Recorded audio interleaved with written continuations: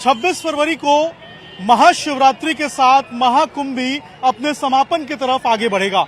26 फरवरी को जब महाशिवरात्रि का पूरा देश पर्व मनाएगा, उस दिन प्रयागराज में भी महाकुंभ में भी बड़ी संख्या में श्रद्धालु पहुंचेंगे और यहां पर आस्था की डुबकी लगाएंगे, संगम में स्नान करेंगे। इसको लेकर प्रशासन बहुत अलर्ट मोड पर है। जो तैयारियां हैं वो महाकुंभ को लेकर, जो महाशिवरात्रि है उसके इंतजाम को लेकर अभी से शुरू कर दी गई हैं।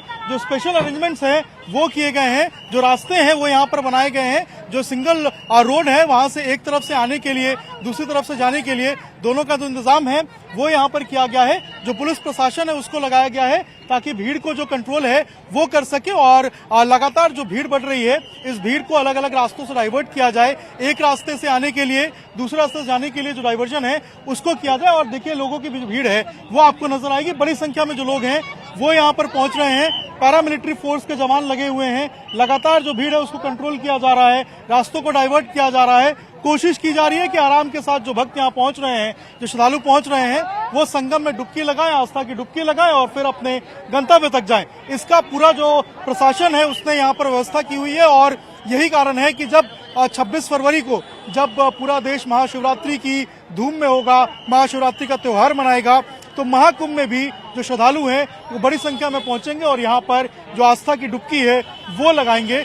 इस बार जो मौनी अमावस्या थी उस समय जो आंकड़ा था वो 1.5-2 करोड़ के पार पहुंच गया था। कयास ये लगाया जा रहा है कि महाशिवरात्रि पे भी लगभग 1 करोड़ से ज्यादा लोग जो है वो पहुंचेंगे और यहाँ पर संगम में डुबकी लगाएंगे।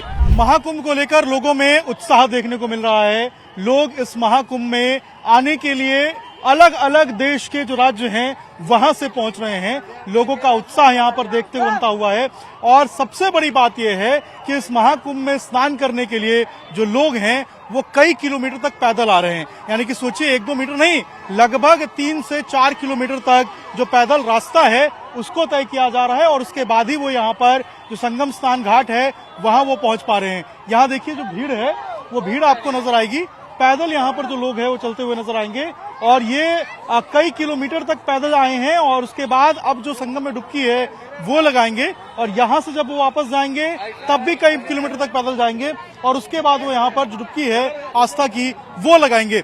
ऐसे में प्रशासन भी कह रहा है इंतजाम बढ़िया है, आइए दर्शन कीजिए, लेकिन धैर्य के साथ आइए। कई किलोमीटर तक आपको पैदल चलना पड़ेगा, इसके लिए आपको तैयार रहना पड़ेगा। गाड़ियां शहर के बाहर पार्क की जाएंगी। मेला क्षेत्र जो है वहां पर गाड़ियों का प्रवेश निषेध रहेगा, वहां गाड़ी आप लेकर नहीं जा सकते हैं। रेलवे का क्या हालत है, ट्रेन की क्या स्थिति है, आप देख सकते हैं। हर एक स्टेशन के ऊपर जो भीड़ है, हर ट्रेन खचाखच भर के आ रही है, ये भी आपको ध्यान रखना पड़ेगा। बस स्टैंड पे भी बिल्कुल वही हाल है और रोड पे अगर हम बात करें तो देखिए बिल्कुल वही हाल देखने को मिलेगा। आस्था है, आस्था की डुबकी लगाने के लिए लोग पहुंच रहे हैं बड़ी संख्या में, लेकिन पैदल भी चलना पड़ रहा है। कितना पैदल चल के आ रहे हैं आप लोग?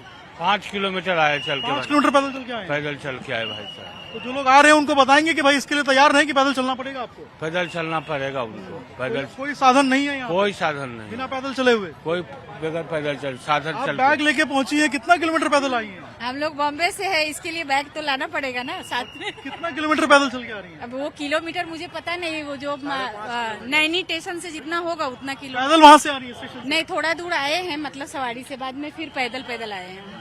तो जो लोग आ रहे हैं उनको तो बताएंगे कि भाई पैदल चलना पड़ेगा, इसके लिए तैयार हमारे फैमिली वाले लोग भी आने वाले हैं तो उनको भी वीडियो कॉलिंग दिखाए भी और बताए भी है। तो पैदल चलना पड़ेगा, इसके लिए तैयार हाँ हाँ, तैयार रहना। वो लोग बोला ओके ठीक है। लोग व्यवस्थाओं को लेकर सवाल खड़े कर रहे हैं, उनको भी तो बहुत अच्छा है, बढ़िया है। हाँ व्यवस्था में कोई कमी नहीं। स्नान कर लिए? फर्स्ट कितना किलोमीटर पैदल चल के आए? नहीं, आज ज्यादा चलने का काम नहीं पड़ा, 2 से 3 किलोमीटर में हो गया। यानी कि जो लोग आ रहे हैं उनको ये समझना पड़ेगा कि थोड़ा धैर्य रख के आए और पैदल चल के आए। हाँ, पैदल चलना आना पड़ेगा। बिल्कुल पैदल चल के आना पड़ेगा। और ये लोग हैं जो अभी संगम में स्नान करके निकले हैं और वापस अपने गंतव्य तक जा रहे हैं। लेकिन बड़ा सवाल और बड़ी बात यह है कि यहाँ पर प्रशासन ने इंतजाम तो किए हैं, लेकिन जनता को भी, जो यहाँ पर श्रद्धालु पहुंच रहे हैं, उनको भी धैर्य रखना पड़ेगा, आराम के साथ उनको आना पड़ेगा, भीड़ नहीं लगानी पड़ेगी और थोड़ा सब्र रखिए। आप यहाँ पहुंचेंगे, प्रयागराज स्टेशन पहुंचिए या किसी भी स्टेशन पर प्रयागराज पे पहुंचिए, वहां से आपको सवारी जो है वो उतनी ज्यादा नहीं मिलेगी, आपको पैदल चल के आना पड़ेगा। इसके लिए भी आपको तैयार रहना पड़ेगा क्योंकि गाड़ियों का प्रवेश मेला क्षेत्र में निषेध है, गाड़ी नहीं आ सकती है क्योंकि पब्लिक का भीड़ ज्यादा है, यहाँ गाड़ी को अलाउ नहीं किया जा सकता है। ऐसे में प्रशासन लगातार रिक्वेस्ट कर रहा है कि आप लोग आइए, संगम में डुबकी लगाइए, आस्था की डुबकी लगाइए, लेकिन सब्र के साथ आइए, आराम के साथ आइए। पर लोग चल के आ रहे हैं और लोगों में जो उत्साह है वो तो देखने मिल रहा है, लेकिन कुछ लोग बता भी रहे हैं कि भाई 12-13 किलोमीटर पैदल चल रहे हैं। तो आप थोड़ा संभल के आइए। अगर आप प्रयागराज आने का प्लान कर रहे हैं, महाकुंभ में डुबकी लगाना चाहते हैं, सब्र के साथ आइएगा, पेशेंस के साथ आइएगा और उसके बाद जब यहाँ आइए तो आराम से दर्शन कीजिए, यहाँ पर स्नान ध्यान कीजिए, लेकिन पैदल चलना पड़ेगा आपको, गाड़ियां अलाउड नहीं है, तो इसके लिए भी तैयार होकर आए। परशुराम के साथ अभिषेक राज, टाइम्स नवभारत, प्रयागराज।